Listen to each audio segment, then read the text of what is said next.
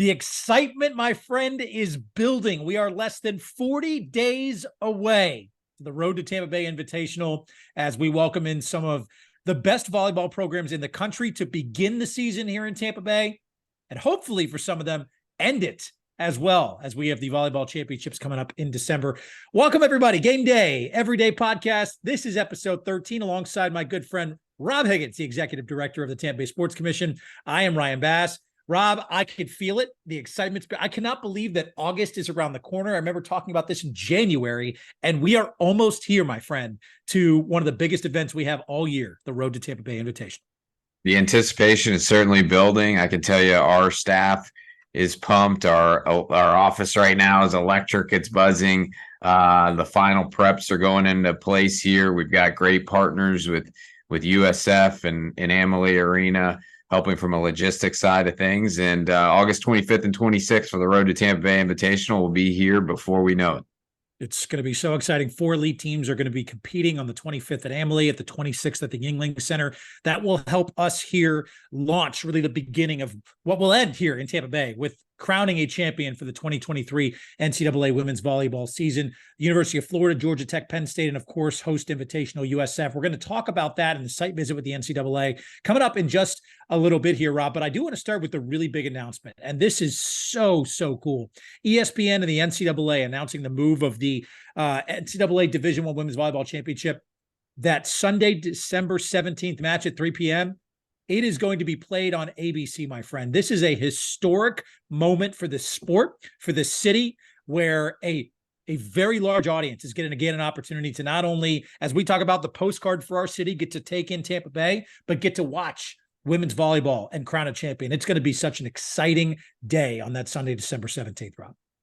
Team Tampa Bay loves being a part of history. There's nothing we love more than being a part of the growth story of a sport. And so for college volleyball to have the opportunity, and it's an opportunity they certainly have earned, to be on ABC and for us to be the host of it is fantastic. Traditionally, the championship format is the semis are played on Thursday, which in our case is going to be December 14th.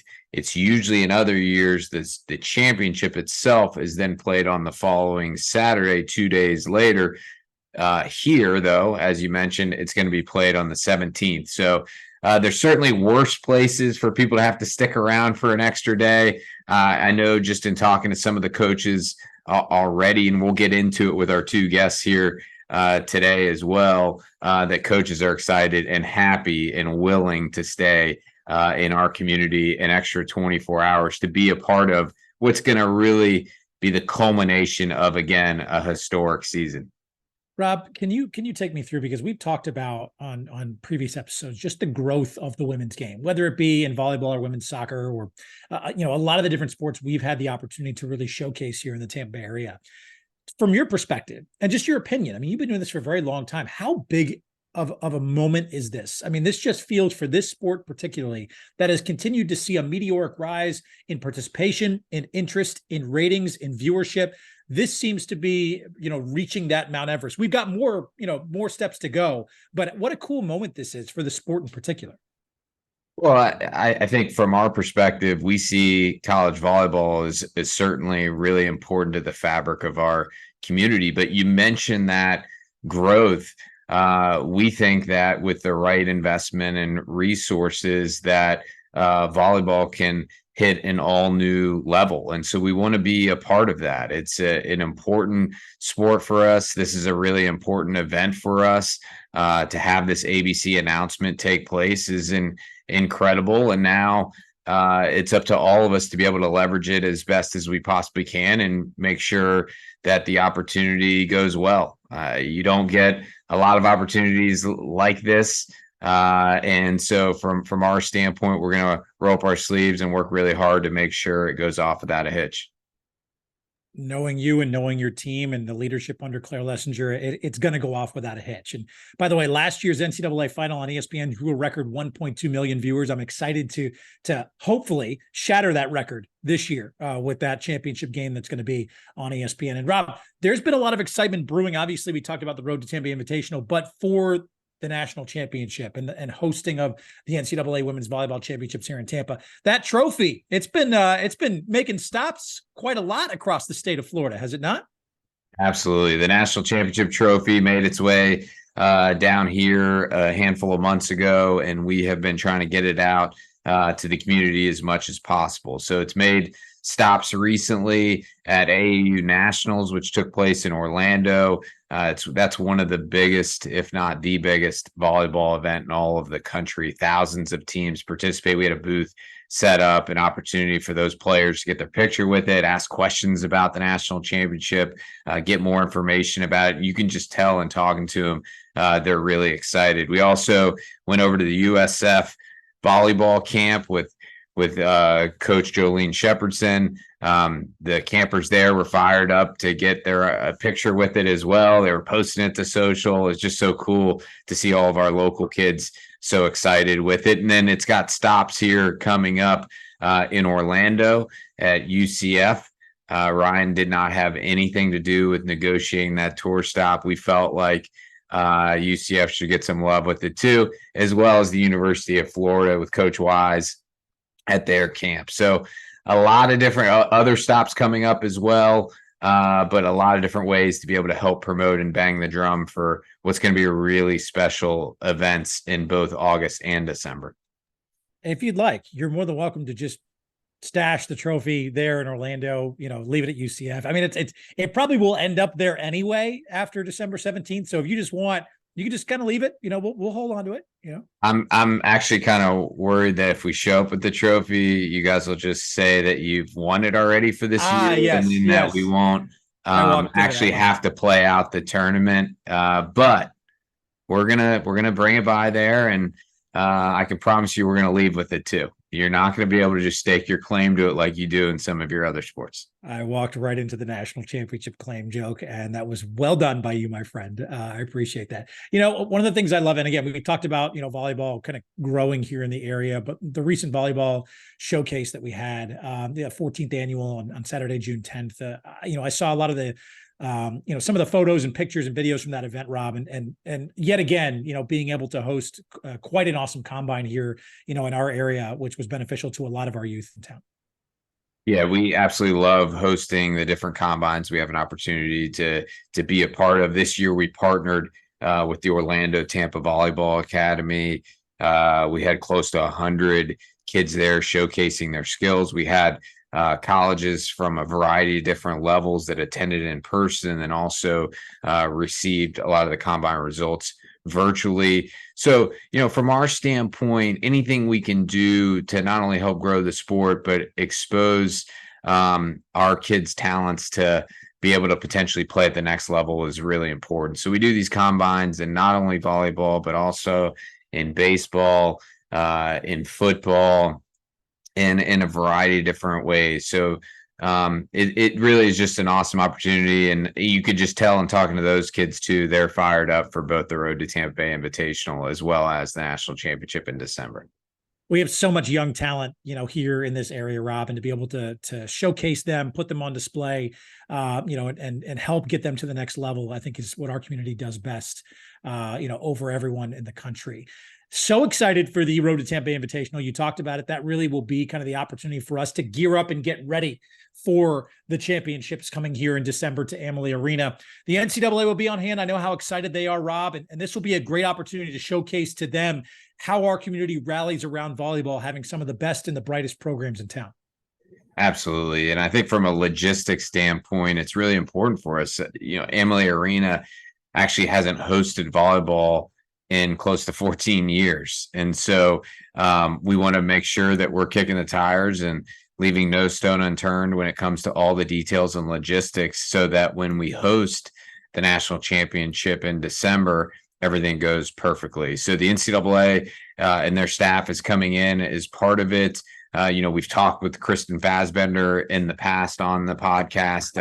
Her and her team will be here. We'll be looking at it from a variety of different perspectives. And I think in addition to hosting 4 amazing programs, what will be 4 amazing matches, it gives us that chance to work with our partners at USF, at Amalie Arena, and making sure that any tweaks that need to take place between now and December can take place. And, that's the best way to learn. That's the best way to prepare. And we're excited to have this opportunity to do that.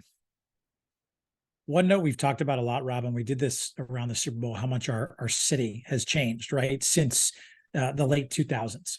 One of the things that I'm really excited for a lot of those NCAA officials to get in town and really experience is just, you talk about the difference in 14 years, Rob. I mean, it can't be understated how different our city is, how different our skyline is, how much more prepared we are to be the epicenter of volleyball come December. And I think a lot of people, maybe who haven't been here, in 10 years or so are going to get an opportunity to really be surprised about how much our city and our area has flourished. Our community has transformed in the last 14 months, let alone 14 years. I mean, I walk around here downtown and I see things almost every time that weren't on it, a month ago or a couple months ago. And so if you're one of those fans, if you're, for example, Penn State, which are a couple of guests here today are from there, if you haven't seen our community since 2009, I mean, you're going to be blown away by everything from the arena to the hotels to Water Street to the Riverwalk to literally every aspect of our community is really different and has evolved in an incredible way since then. So we're fortunate to be in the situation to be able to showcase it to these teams in August, and then again to not only the teams in December, but the American Volleyball Coaches Association attendees, the officials. They have their convention. Pavo will be here as part of it, and then all the different fans that attend every year. So it is truly an incredible showcase opportunity for us. I like how you mentioned and segue to one of our guests that we're going to be speaking to that was here in 2009, that won a championship in 2009, Megan Hodge, who is now an assistant coach for the Penn State women's volleyball program. Look, so excited for them to be here for the road to Tampa Bay Invitational, because they're going to get an opportunity to really see this. But to see how much our community changed, I love the conversation we were able to have with them, Rob. Absolutely. And to be joined by Penn State's head coach as well, Katie Schumacher-Cawley. These are two legends. And again, to have Penn State coming here, when you think of college volleyball programs, they immediately come to mind.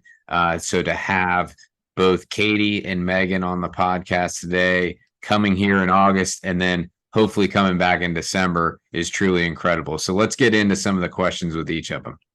I want to start off with you, Coach. Obviously, the offseason's winding down here, and want to get your perspective in terms of how the offseason has treated your team and how everything's been going from a training perspective. Yeah, I'm proud of the group that we have. We have 10 returners, and we've added some freshmen and some transfers in the mix this summer. And they've been here taking classes, working out, working together as a group. And I'm real excited to see what they're going to do this year. You mentioned that the transfers, and certainly the world of volleyball recruiting has changed dramatically just in the last couple of years with the transfer portal as well as NIL. What are your thoughts and perspective in terms of that evolution that the sport has undergone? Yeah, I think COVID did a number of things for these athletes. And, I think every transfer that we've had that has come to Penn State graduated. So they're getting their master's. So for these women to have another opportunity to further their education, to play another year at a different school, we definitely got lucky with a lot of the players that we have here. And, I think that they're fitting in well and looking forward to wearing the blue and white. Well, Megan, the tradition certainly too well of Happy Valley, and your career was well documented, here at Penn State. 3 of 7 national titles ain't too bad, girl, for what you did on the court for this program. How excited, though, are you to be on the staff, right? To not only now, have, be a legend of the program, but now to influence that next generation of Nittany Lions coming through. Yeah, that's a big part of it. So coming back, I'm, of course, honored that Katie would keep me in mind to add me to the staff. I'm super excited about it. But I think part of it is paying it forward. You come through the program, and even after leaving the program, going to the national team, playing professionally, I think there's a lot of experiences that I've had that can help these girls, that can help them be their best in learning from me. And that's just what I want to do. And doing it at Penn State, of course, would be the best option. Katie, I'm sure the knowledge that Megan brings and the experience isn't just an easy addition to get. I mean, I'm sure she was well coveted for her knowledge and experience. How excited just are you to have her on the staff, her experience, her namesake, and just to have her as a part of this program on your staff? Yeah, I'm so excited to have Megan and her family back in State College. I'm excited. I know the team is excited to have her here, and the staff. And, like she said, just to be a part of where you played is really special. And, Megan's going to bring a lot to the table, and I'm excited. I'm excited for the team to be around her and to experience what she did and how she can help. And off the court, I think she's a great role model. And I think that it's not just the volleyball piece. And, Megan and her husband are both Penn State alum and have a lot of pride in the university. And we're excited to welcome them and their children back here. I think they're going to have a really great time. About to say, I know Omar's got a jersey back there. Where's yours, Megan? Yeah. Because I think we need to have yours hung up back there too. I know. I'm in his office right now, but yeah, mine's hung up somewhere else. That's awesome.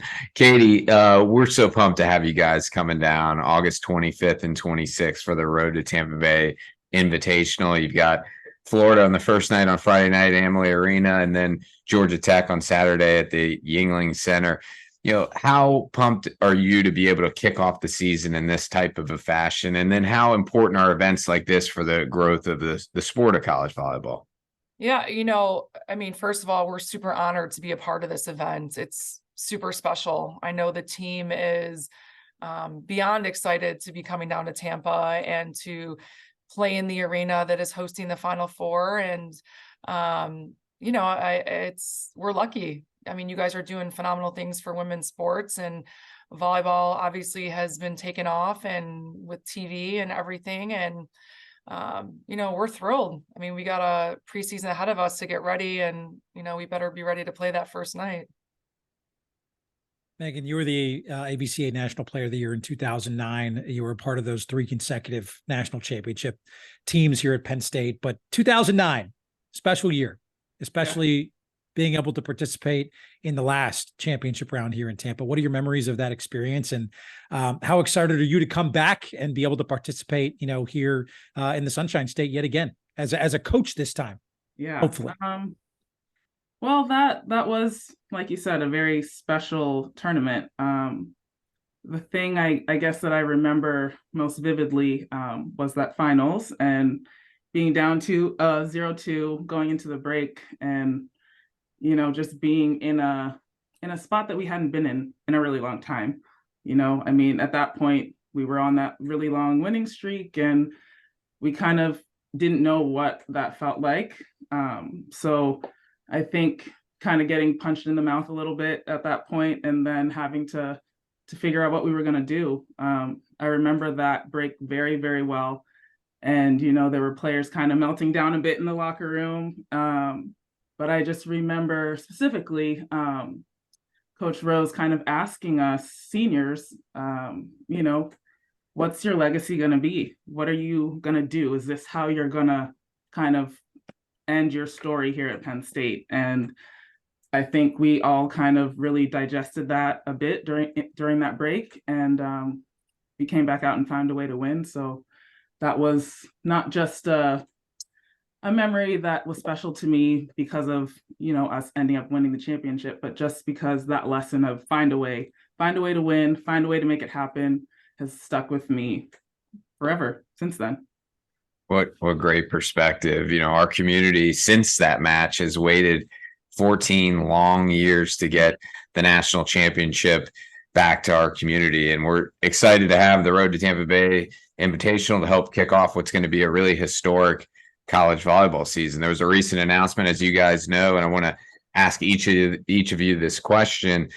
The national championship match is going to move to ABC for the first time ever. What does a stage like that mean to the sport, and how do you think it can propel college volleyball moving forward? I'll start with you, Megan. I think it's incredible. I think just having that viewership and all those people that maybe didn't even know they were volleyball fans able to see that match. It's great. It's great for the sport, for the fans, for the new fans, for the players to play on that stage and have that many people watching. It's great. And then Katie, obviously you're a longtime member of the AVCA, the American Volleyball Coaches Association. That comes along with the NCAA Volleyball Championship. Do you think that coaches are going to stick around for the extra day and to be a part of it, make sure they're a part of this, historical journey?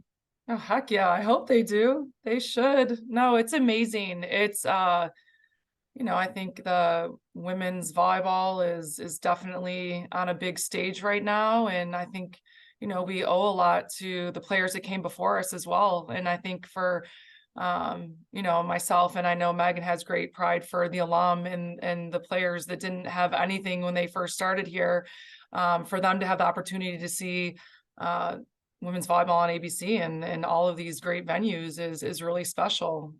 So I think it's a little piece of everyone, and I hope everyone sticks around for the extra day, and I don't know why they wouldn't want to in some nice warm weather.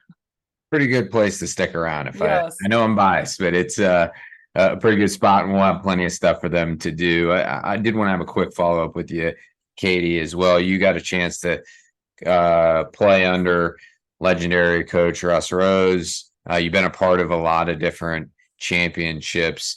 What do you think makes for a great championship culture for your team first, and then secondarily from an experience standpoint, when you visited those national championships, how did those communities embrace you, and what do you look for from that standpoint? Well, I think the culture itself is one that you work together. I mean, I put a lot on this team, and that it's their team, and that they have to make the choices to help each other and to work hard every day. And I think Tampa's a great place, great community, and they love volleyball. And I just think having the ability to showcase the sport the way you guys do is like no other. And I'm just happy we're going to be able to be a part of it. A really good year, Katie, in your first season last year, 26-8, NCAA regional semifinal. Megan, you being on the staff now, being an addition, obviously bringing your wealth of knowledge and experience. We talked about some of the newcomers, additions in the transfer portal. What do we think? Are we going to have a date in Tampa in December? What's the expectations for the season? Is that for me or for Katie? For you, Megan, for you. I want your perspective here. Oh, we know what Katie thinks. I want your perspective. I think anything's possible. I think when you are at a program like Penn State, that the goal is to win a national championship. That's always what you come in wanting to do and striving for. So I think if these girls want it, they can earn their way there. And I'm excited to get in the gym with them and see if we can get them to Tampa. We talk a lot about Tampa twice here in the office, and we really wanted to be diligent about approaching the Road to Tampa Bay Invitational teams with teams that were realistically have a chance to start and end their season right here in our community. So, Katie, if you could script this season, what would it read in terms of making it down here, not once, but a couple times? Oh man, it would be amazing. I'm excited for this team. I'm excited to get to work with them in August. We'll start August 8th, and I'm excited that Megan will be joining us and just the group we have, and we'll give it our best. That's for sure. I know this group is hungry after last season, and getting a taste of losing to Wisconsin in the Sweet 16. I think they think about that and they talk about it and what they need to do differently. And I hope to see you guys twice. That'd be a lot of fun. I know when people think of college volleyball, they think of your program. And so to have you guys down here in August is phenomenal. We're going to make sure your student athletes have a wonderful experience, and it'd be great to have you back in December as well. Thank you, guys. I just want to thank Katie and Megan again for joining us today. You can hear the excitement in their voices. I think they're hearing it from their student athletes about how pumped they are to make their way down to Tampa in August, and then certainly the prospects of potentially making it here in December. So we're fortunate and excited to be able to host them and are really looking forward to it. Megan is like volleyball royalty. I mean, just being able to kind of chat with her and see some of her accomplishments. And obviously Katie has had quite the impact at Penn State as well. But Rob, this is what we can expect. Like, this is why when we talk about having the premier, cornerstones of the sport invading our town, not just here in August, but come December. I mean, it's so cool to see, royalty in terms of volleyball just invading our hometown. I mean, this is going to be so much fun. Funny, right? Before the interview, I certainly was looking at their website and want to look at their schedule and prepare for the interview. But you look at the game schedule and it just kind of jumps off that they start the season against the University of Florida, and the very next night they play Georgia Tech. I mean, those are two big time volleyball matchups that are going to be right here in our community. And then you add in certainly USF as well, and the matchups that'll take place. USF playing Florida on their home floor on Saturday night, USF playing Georgia Tech, and you've got Michelle Collier, who's the head coach at Georgia Tech, who played at USF, has her jersey retired there, taking on her alma mater. I mean, the storylines are phenomenal, and we're really looking forward to what's going to be an incredible 2 nights to kick off, again, what's going to be a historic college volleyball season. It's going to be so much fun. Now, tickets are already on sale for that Road to Tampa Bay Volleyball Invitational. So when can we expect tickets to go on sale for the NCAA championships here in December? It's going to be in late August. We certainly will keep you posted on the exact timing, but it's going to come up here in late August. On the next episode, we're going to dive into more about the Road to Tampa Bay Invitational with both Claire Lessinger as well as Coach Shepardson from USF. And by that time, certainly we'll have the exact timing nailed down. Really excited for that. And of course, we'll keep you updated, here on the podcast, but also, on tampabaysports.org as well. All right. Coming up in just a few weeks, Enshrinement Week at the Pro Football Hall of Fame, August 3rd through the 6th. One of our own, Rob, very deserving. 3rd time as a finalist, 1st time in our heart, and finally getting a gold jacket to be inducted into the Pro Football Hall of Fame is Ronde Barber, one of the cornerstones of the Tampa 2, one of the greatest players and faces of the franchise in Buccaneers history that obviously helped usher in the Super Bowl. And Rob, I'm excited that you and your son Landon are going to be able to go up there, take in the experience with Ronde. How pumped are you, my friend, to be? We talked about history at the start of the podcast with ABC. How excited are you to be a part of this next etch of history in Tampa Bay?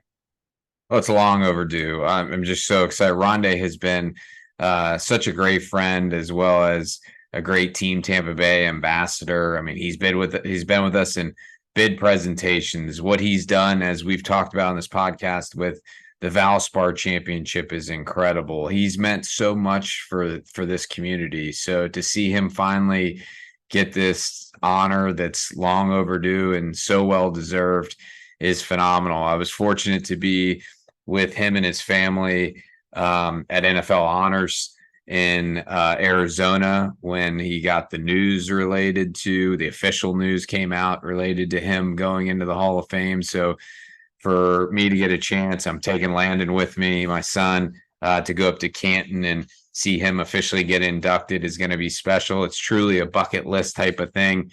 I know for him, but selfishly for me too. I mean, I was about to say, I mean, yeah, for Ronde, this is great.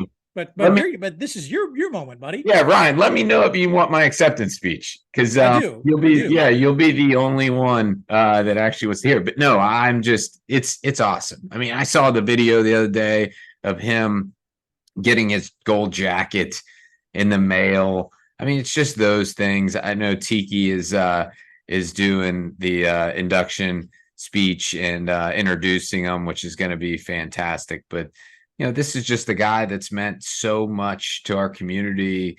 Again, his numbers speak for themselves on the field, but what he's meant for us off the field. And you just like to see good things happen to good people, and he's so well deserving.